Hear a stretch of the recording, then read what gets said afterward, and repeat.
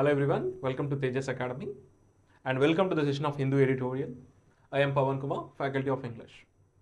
And the purpose of giving every editorial video is to you. You can learn vocabulary and you can learn sentence formation, and at the end of the video there will be English section, and this will be useful for your English subject in competitive exams. And this is not only useful for your English subject, it is also useful for your general studies and current affairs. My part is to teach you vocabulary and sentence formation so that it will be very useful for you to understand the context. So let's start. ఈ ఎడిటోరియల్లో ఏమి ఇచ్చాడు అంటే మీకు role and remit అన్నాడు.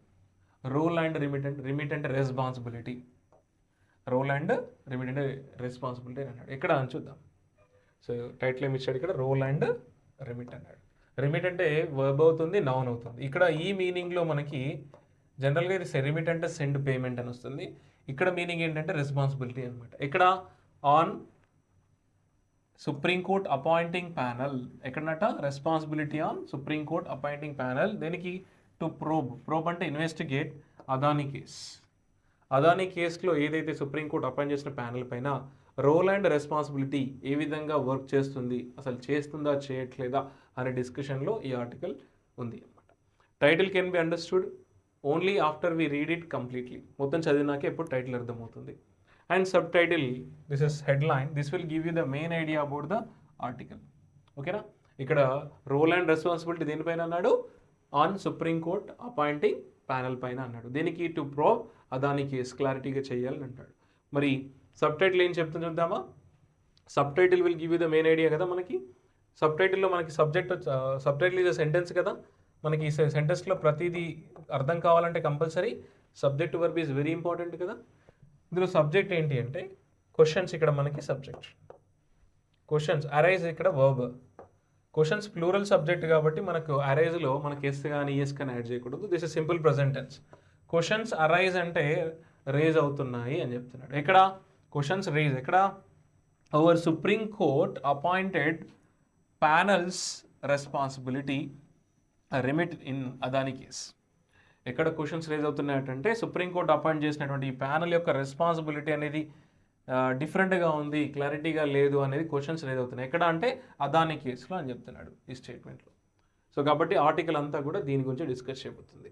అంటే ఏం చేస్తుంది అనేది చూద్దాం ఒకసారి. Let's get in to the article. So ప్రతి ఆర్టికల్ అంటే ప్రతి పారాగ్రాఫ్లో మనకి సెంటెన్సెస్ ఉంటాయి. ఈ సెట్ ఆఫ్ సెంటెన్సెస్ ఉంటేనే పారాగ్రాఫ్ కదా. ప్రతి సెంటెన్స్లో మీనింగ్ అర్థం కావాలంటే మనకి subject verb is very important. And ఈ సెంటెన్స్ వచ్చి మనకి ఇక్కడ నుంచి ఇక్కడ వరకు ఉందండి. ఇందులో అసలు మెయిన్ ఐడియా ఏంటి తెలియాలి అంటే మనకు సబ్జెక్ట్ వర్బ్ ఇంపార్టెంట్. ఇందులో సబ్జెక్ట్ ఏంటంటే ఇట్, వర్బ్ వచ్చేసి ఈజ్. సో ఇట్ ఈస్ ఏంటంట, it is difficult to welcome చేయడం డిఫికల్ట్గా ఉంది అంటున్నాడు. ఏంటంట వోకల్లీ అన్నాడు కదా. వోకల్లీ అంటే క్లియర్గా వెల్కమ్ చేయడం డిఫికల్ట్గా ఉందంట. It is difficult to welcome clearly అన్నాడు. వోకల్లీ అంటే క్లియర్లీ. ఏంటంట, ద సుప్రీంకోర్ట్ ఆర్డర్ని వెల్కమ్ చేయడం కొంచెం కష్టంగా ఉంది అన్నాడు. ఏ ఆర్డర్ అంటే విచ్ ఆర్డర్ అంటే forming the order farming a committee to look into the possible regulatory failure. ఏదైతే రెగ్యులేటరీ ఫెయిల్యూర్లో సుప్రీంకోర్టు ఆర్డర్ ఏదైతే ఫామ్ చేసిందో కమిటీ అనేది, అది వెల్కమ్ చేయడం కొంచెం కష్టంగా ఉంది అన్నాడు. ఎందుకు అంటే ఇక్కడ possible regulatory failure in dealing with allegations that the Adani group companies flouted అంటే డిసోబే ద రూల్స్, అంటే flouted norms in the security మార్కెట్లో ఏవేవైతే డిసోబే చేసినాయో, సెక్యూరిటీ మార్కెట్లో నార్మ్స్ని ఏవైతే ఈ అదానీ గ్రూప్స్ డిసోబే చేసినాయో దానిలో ఇన్వెస్టిగేట్ చేయడానికి సుప్రీంకోర్టు అపాయింట్ చేసినటువంటి ఏదైతే కమిటీ ఉందో అది అన్వెల్కమ్గా ఉంది అని చెప్తున్నాడు, డిఫికల్ట్గా ఉంది అని చెప్తున్నాడు. ఫ్లౌటెడ్ అంటే ఇక్కడ డిసోబే, అండ్ అన్ఈక్వోకల్లీ అంటే మనకు క్లియర్లీ అనమాట, వెరీ క్లియర్లీ అనమాట. అంటే very clearly it is difficult to welcome అంటున్నాడు. నెక్స్ట్ స్టేట్మెంట్ చూద్దాం. This is from here to here, right. So ఇందులో మనకి సబ్జెక్ట్ వచ్చేసి the court refers to Supreme Court కదా, ఇది మనకి సబ్జెక్ట్. వర్బ్ వచ్చేసి has done, has helping verb, Supreme Court singular కాబట్టి హ్యాజ్ వస్తుంది. This is present perfect tense active voice.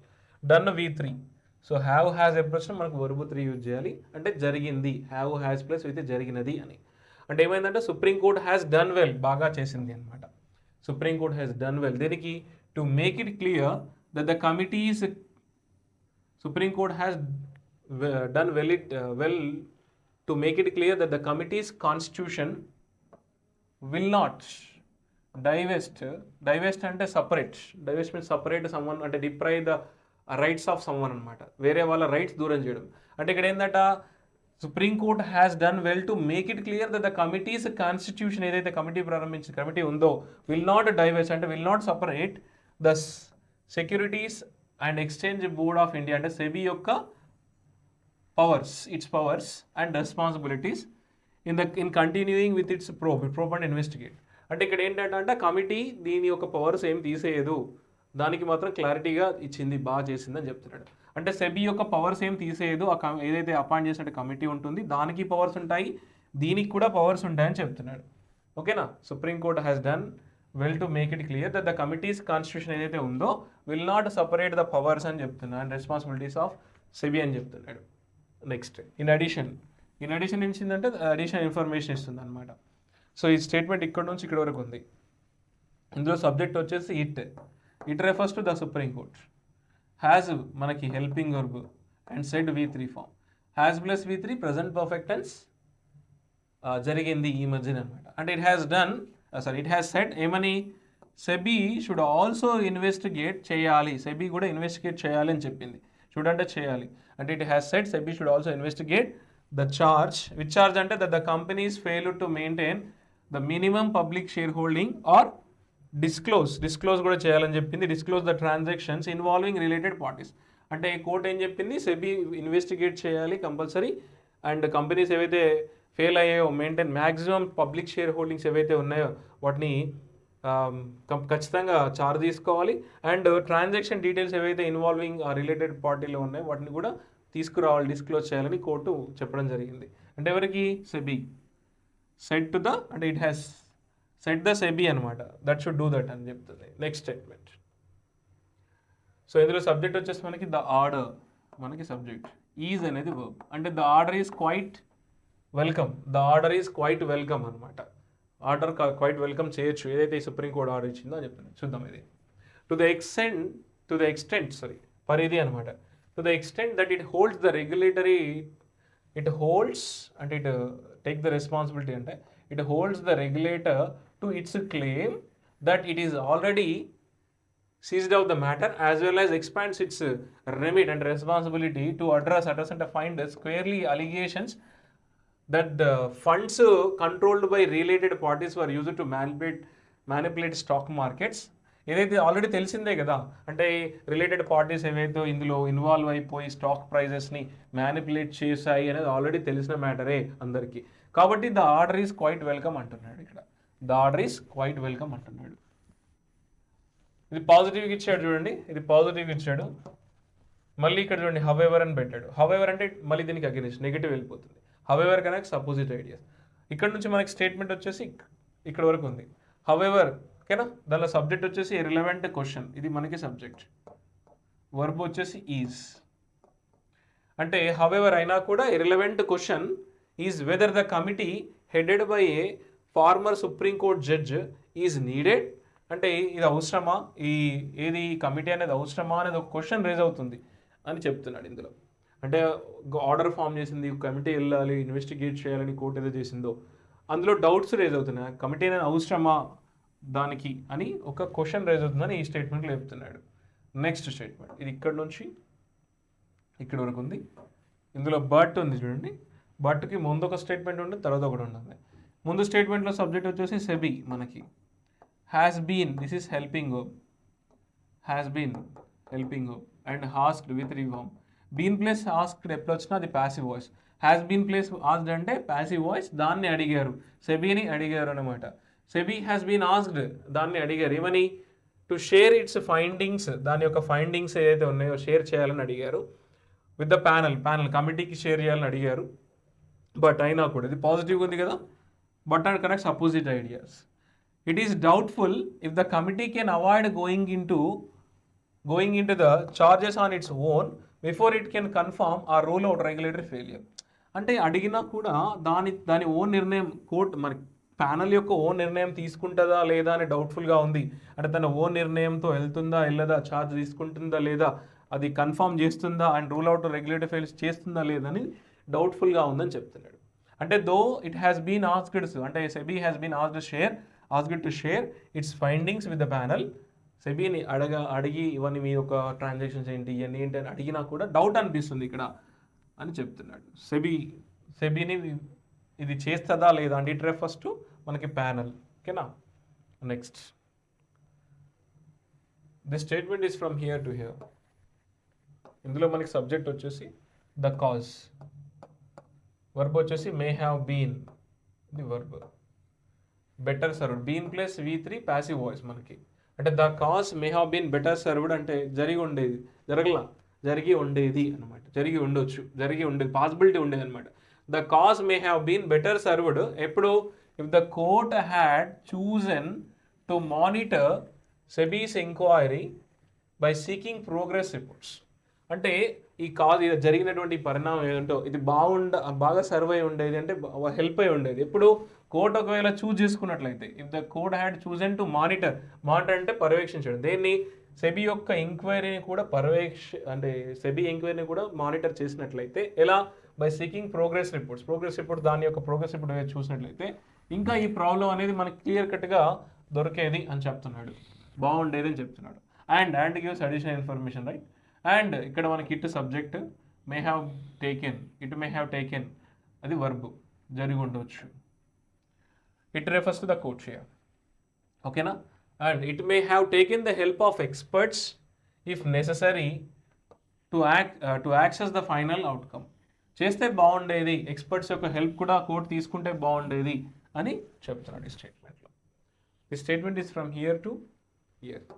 ఇందులో సబ్జెక్ట్ వచ్చేసి ద అదర్ ఆస్పెక్ట్, ఇది మనకి సబ్జెక్ట్. వర్బ్ వచ్చేసి కుడ్ హ్యావ్ బీన్ లెఫ్ట్, ఇది వర్బ్. జరిగి ఉండేది, పాసిబిలిటీ ఉండేది బట్ జరగలేదు అనమాట. అంటే the other aspect could have been left to the legislature దగ్గర అదర్ ఆస్పెక్ట్ అనేది ఉండేది కానీ ఉండలేదు. మరి ఏం చూద్దాం, ఆస్పెక్ట్ ఏంటట, the other aspect of the panel's work. అంటే other aspect of the panel యొక్క వర్క్ ఏదైతే ఉందో ఏంటది, suggesting measures to strengthen regulatory framework ఏదైతే ఉందో could have been left the legislature అయి ఉండేది అంటున్నాడు. వీళ్ళ ప్యానల్ యొక్క వర్క్ ఏదైతే ఉందో సజెస్టింగ్ ద మెజర్స్ అంటే రెగ్యులేటరీ ఫ్రేమ్వర్క్ ఏదైతే చేయాలనుకున్న ఒక వర్క్ ఏదైతే ఉందో లెజిస్లేచర్ దగ్గర ఉండేది అని చెప్తున్నాడు, అది జరగలా. నెక్స్ట్ ఆల్సో, ఇక్కడ నుంచి మనకి స్టేట్మెంట్ ఇక్కడ వరకు ఉందండి. And also gives additional information. And ఇందులో సబ్జెక్ట్ వచ్చేసి that the court has asked for the panel's report in a sealed cover. ఇది మనకి సబ్జెక్ట్, ఇదంతా కూడా సబ్జెక్ట్. వర్బ్ వచ్చేసి ఈజ్, ఇది వర్బ్. అంటే ఇదంతా కూడా మనకి నౌన్ క్లాజ్ అంటారు, అదంతా కూడా సబ్జెక్ట్ కింద తీసుకోవాలి.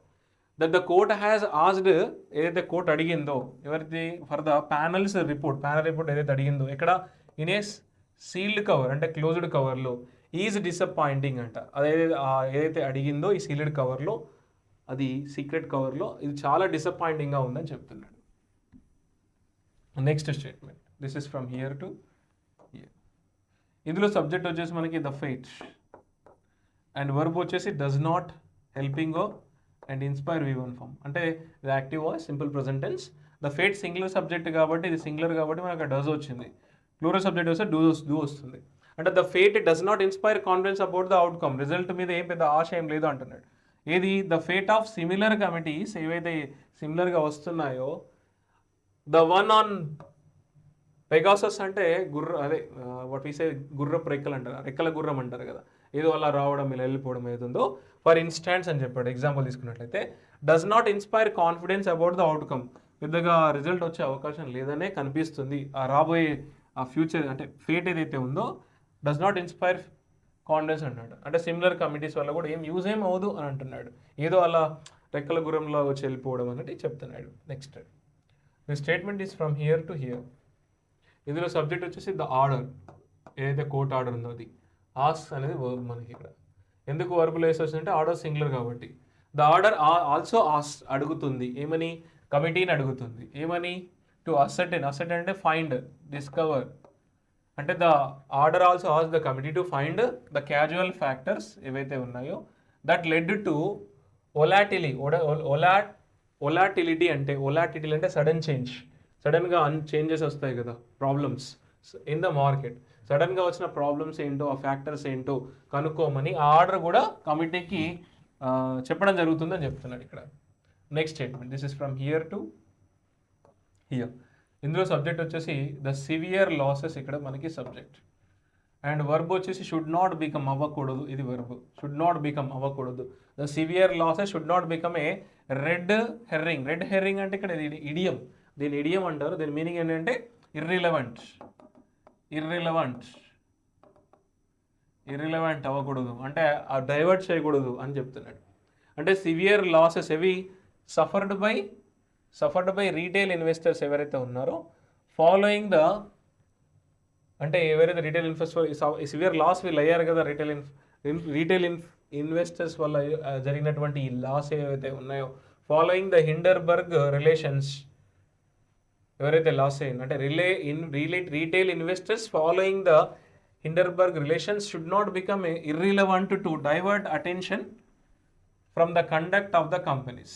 కంపెనీస్ యొక్క కండక్ట్ నుంచి ఈ సివియర్ లాస్ అయితే ఇర్రిలవెంట్ అవ్వకూడదు, డైవర్ట్ అవ్వకూడదు. అంటే కంపెనీ బిహేవియర్స్ అనేవి ఏవైతే ఉన్నాయో వాటి వల్ల ఈ సివియర్ లాసెస్ ఏవైతే వస్తున్నాయో అవి డైవర్ట్ అవ్వకూడదు అని చెప్తున్నాడు. క్లియర్, అంటే ఇక్కడ క్లియర్గా ఏంటంటే severe losses should not become irrelevant to divert the attention from the conduct of the companies. అన్ని కంపెనీస్లో జరుగుతున్నటువంటి ఫ్రాడ్ అయితే ఉన్నాయో ఇవన్నీ బయటికి రావాలి, ఒకటే కాదు ఇలాంటి చాలా ఉన్నాయి, అది డైవర్ట్ అవ్వకూడదు అంటున్నాడు. Next the statement is from here to here. ఇందులో మనకి చూడండి రెండు స్టేట్మెంట్, బట్ వచ్చిందంటే అగైన్ కాంట్రాస్ట్ ఐడియాస్ కలుపుతుందని. ఇందులో సబ్జెక్ట్ వచ్చేసి ఇన్వెస్టర్ ప్రొటెక్షన్, ఇది మనకి సబ్జెక్ట్, ఇది వర్బ్. టూ స్టేట్మెంట్స్ ఉన్నాయి బట్ తర్వాత మళ్ళీ it subject, verb is. But connects opposite ideas, positive negative. Okay, ఇందులో ఫస్ట్ స్టేట్మెంట్ చూద్దాం, ఇది పాజిటివ్ నెగిటివ్ అనేది. Investor protection is one of the SEBI's functions, ఇది పాజిటివ్ ఇచ్చాడు. ఇన్వెస్టర్ యొక్క ప్రొటెక్షన్ అది సెబీ యొక్క important function, one of the functions అనమాట. కాబట్టి బట్ ఇట్ ఈస్ ఈక్వల్, అంటే ఇది పాజిటివ్ ఇచ్చినాక ఇది నెగిటివ్ ఉంటుంది అనమాట. But it is equally true that no measures can be a guarantee against the market forces reacting sensitively to development. ఏదైతే ఈ మార్కెట్ ఫోర్సెస్ ఏవైతే ఉన్నాయో వాటికి సంబంధించిన ఫెయిల్యూర్స్కి ఒక గ్యారంటీ మెజర్ అని లేకుండా పోతుంది. ఎంత ప్రొటెక్షన్ ఉన్నా కూడా there is no proper measure అని చెప్తున్నాడు ఈ స్టేట్మెంట్లో. అంతే, అంటే it is equally true that no measure can be a guarantee against market forces sensitivity to developments. ఏదైతే ప్రాబ్లం ఏదైతే వస్తున్నాయో వాటికి ఒక గ్యారంటీ మెజర్స్ అనేవి లేవు. కోర్టు వాటి యొక్క మెజర్స్ మీద దృష్టి పెట్టాలి, సెబీ యొక్క ఫంక్షన్స్ మీద దృష్టి పెట్టాలి, వాళ్ళ ట్రాన్సాక్షన్స్ పైన సెబీ అసలు ఏం చేస్తుందని దృష్టి పెట్టాల్సింది. వాళ్ళకు కూడా పవర్స్ ఇచ్చేసింది, వాళ్ళని కూడా చెక్ చేయమంటుంది, తప్పుకునే అవకాశం ఉంది కోర్టు అపాయింట్ చేసిన కమిటీ అని చెప్తున్నాడు స్టేట్మెంట్లో. Next the statement is from here to here, right. ఇందులో సబ్జెక్ట్ వచ్చేసి రిస్క్, ఇది మనకి సబ్జెక్ట్, రిస్క్ అనేది సబ్జెక్ట్. వర్బ్ వచ్చేసి ఈస్, అంటే దేర్ ఈజ్ రిస్క్ అనమాట. దేర్ ఈజ్ యాన్ ఇన్హరెంట్ అంటే కంటిన్యూస్, పర్పెక్చువల్ అన్న కంటిన్యూస్, అంటే continues. There is an inherent and perpetual risk ఎక్కడ ఇన్ స్టాక్ మార్కెట్ ఇన్వెస్ట్మెంట్స్ ఉంది అని చెప్తున్నాడు. అండ్ ఇట్ ఈస్ అడ్రస్ చేయొచ్చు ఎలా, from a regulatory view point నుంచి అడ్రస్ చేయొచ్చు, బై వేరియస్ మెజర్స్ చేయొచ్చు. అంటే దేర్ ఈజ్ ఆల్రెడీ రిస్క్ ఉందని తెలుసు, దాన్ని కూడా అడ్రస్ చేయొచ్చు. ఎక్కడ నుంచి, from a regulatory view point అన్నాడు, బై వేరియస్ మీన్స్ అన్నాడు. ఎలా, ప్రిస్క్రైబింగ్ నామ్స్ అంటే నామ్స్ పెట్టడము, రూల్స్ పెట్టడం ద్వారా చేయొచ్చు, పాయింట్అవుట్ చేయొచ్చు అన్నాడు. And mandating disclosures to setting up higher and lower limits on daily prices movement. ఇవన్నీ చేసినట్లయితే ఇట్ కెన్ బి అడ్రస్ అన్నాడు. అంటే ప్రాబ్లమ్స్ ఆల్రెడీ రిస్క్ ఉంది, ఇట్ కెన్ బి అడ్రస్డ్ అని చెప్తున్నాడు. It can be addressed from a regulatory point of view అని చెప్తున్నాడు. By various means ఏ విధంగా, prescribing norms, mandating disclosures to setting up and lower limits on daily price movements, ఇవన్నీ చేయడం ద్వారా address చేయొచ్చు అన్నాడు. Next this is from here to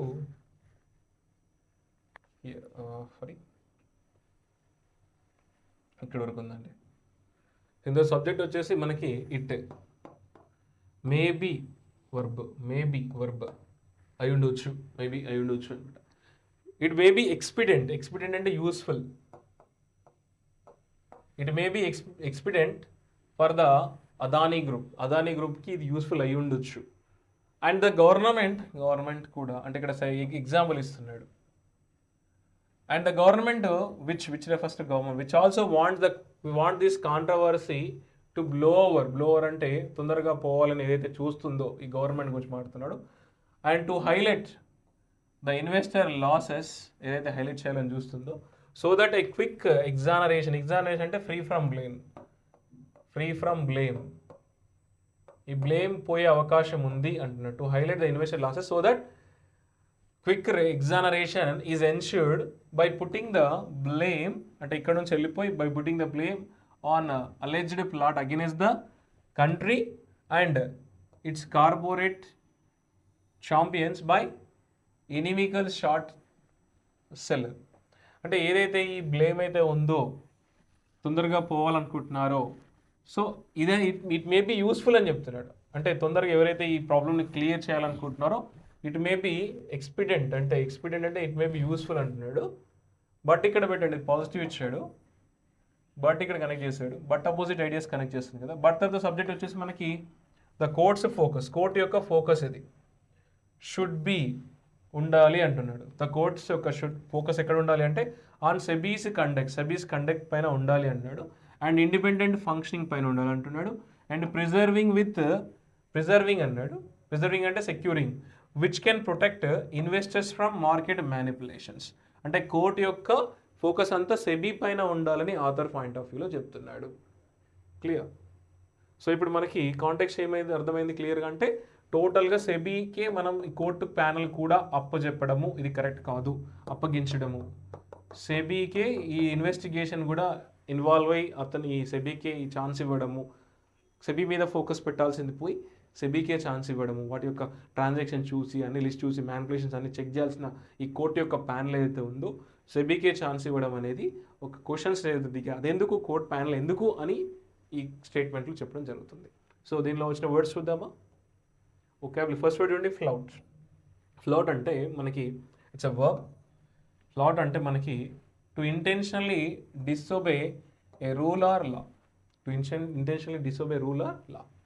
synonyms వచ్చేసి మనకి డిస్రిగార్డ్, మార్క్, రెప్యుడియేట్, డిసోబే.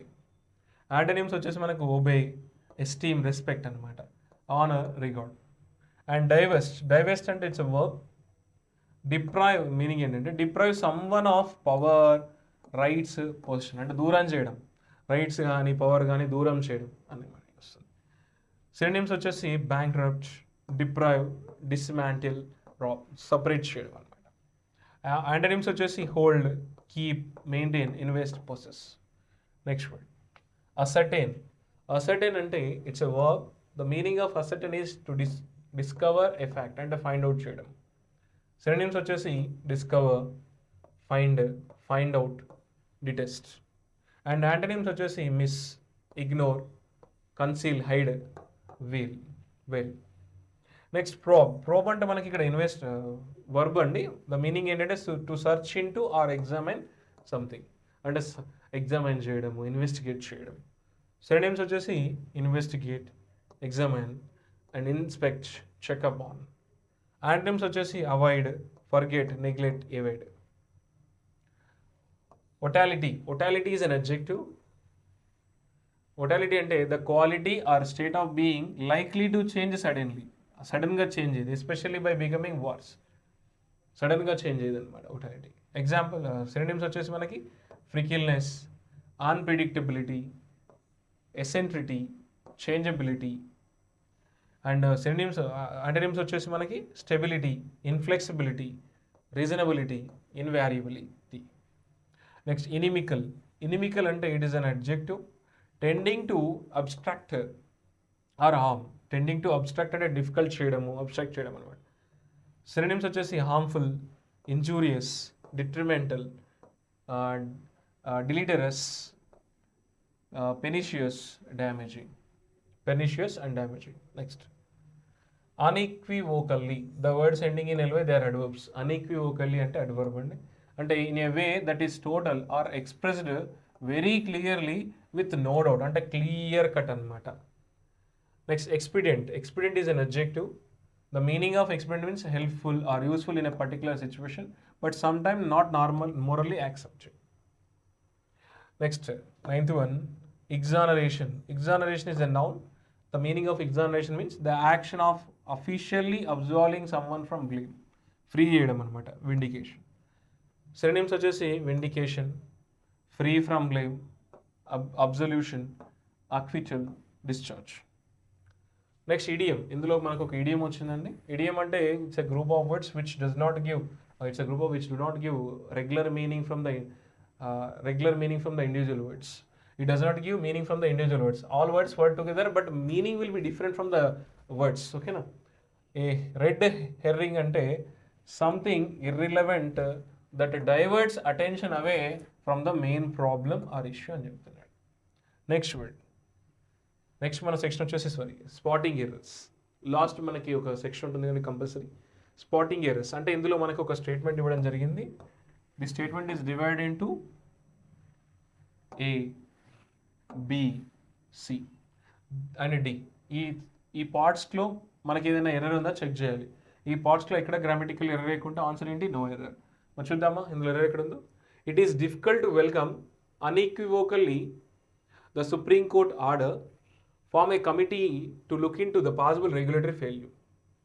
ఇది ఎర్రర్ వచ్చేసి మనకి బీలో ఉంది. సో బీలో ఉంది మనకి. సో బిఏలో ఉంది కాబట్టి ఎర్ర ఏంటంటే ఫార్మ్ కాదు, farming. It should be farming ఎందుకంటే the order which is farming అనమాట. ఇక్కడ అది అడ్జెక్టివ్ కింద తీసుకోవాలి. అంటే it is difficult to welcome unequivocally the supreme court order, the order which is farming అనమాట. ద ఆర్డర్ విచ్ ఫార్మ్ అనకూడదు ఇక్కడ. ద ఆర్డర్ ఫార్మింగ్ అంటే ఫార్మింగ్ ఏ కమిటీ అనాలి. అక్కడ అడ్వర్బ్ ఫ్రేజ్ యూజ్ చేయాలి. Farming a committee to look into the possible regulatory failure అనాలి. Form అనకూడదు. Form అంటే మళ్ళీ వర్బ్ అవుతుంది, దానికి సబ్జెక్ట్ అవసరం. అక్కడ ఇట్ ఈస్ అడ్జెక్టివ్ కింద తీసుకోవాలి మనము. The order which is farming అనమాట ఏ committee.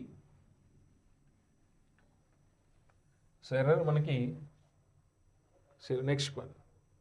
In addition, it has said SEBI should also be investigated the charge that the company's failure to maintain the minimum public shareholdings or disclose transactions involving related parties అన్నాడు. ఇక్కడ subject ఇక్కడ చూడండి, ఇక్కడ SEBI అనేది మనకి subject. Should వచ్చినప్పుడు B + V3 passive voice. అంటే మనకు ప్యాసివ్లో సబ్జెక్ట్నే ఆబ్జెక్ట్గా తీసుకుంటాం. కానీ ఇక్కడ ఆల్రెడీ ఆబ్జెక్ట్ ఉంది కదా. ఆల్రెడీ ఆబ్జెక్ట్ ఉన్నాక సబ్జెక్ట్ ఆబ్జెక్ట్ అవ్వదు.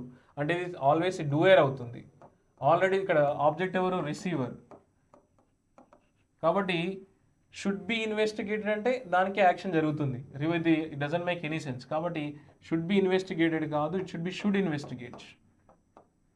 ఇన్వెస్టిగేట్ అనాలి. యాక్టివ్ వాయిస్లో తీసుకోవాలి. షుడ్ ఇన్వెస్టిగేట్ ద చార్జ్ అనాలి. అంటే యాక్టివ్ వాయిస్లో షుడ్ ప్లస్ యువర్ వస్తుంది, ప్యాసివ్లో షుడ్ బి ప్లస్ V3 వస్తుంది. ప్యాసివ్లో చార్జ్ అని రాకూడదు. ఒకవేళ V3 వస్తే బై ద చార్జ్ అనాలి. It doesn't make any sense. అంటే in addition it has said the SEBI should also investigate the charge అనమాట. ఎర్రర్లోకి వచ్చి మనకి బీలో ఉంది. Next question. The courts focus should be on the SEBI's conduct and independent functioning, preserving which can alone protect investors to market manipulators. Error వచ్చేసి మనకి బీలో ఉంది. ప్రొటెక్ట్ ఇన్వెస్టర్స్ ఫ్రమ్ అనాలి, టు అనకూడదు. అక్కడ నుంచి అంటే మార్కెట్ ఫెయిలియర్స్ నుంచి కాపాడమంటున్నాం కాబట్టి అక్కడ మనకు ఫ్రమ్ రావాలి, టు రాకూడదు. Next, investors protection is one of the SEBI's function, but it is equally true that no measure can be guarantee against the market forces reacting sensitivity to development అని చెప్తున్నాడు. Error వచ్చేసి మనకి ఏలో ఉంది. మనకి ఎప్పుడు వన్ ఆఫ్ వచ్చినప్పుడు తర్వాత నౌన్ ఎప్పుడు ప్లూరల్ ఉండాలి. Plural noun should be used. అంటే ఇక్కడ ప్లూరల్ నౌన్ రావాలి కాబట్టి ఫంక్షన్స్ అనాలి. ఫంక్షన్స్, సెబీస్ ఫంక్షన్స్ అనాలి. So thank you for watching this video. We'll come up with another video. Thank you very much and please subscribe to our channel.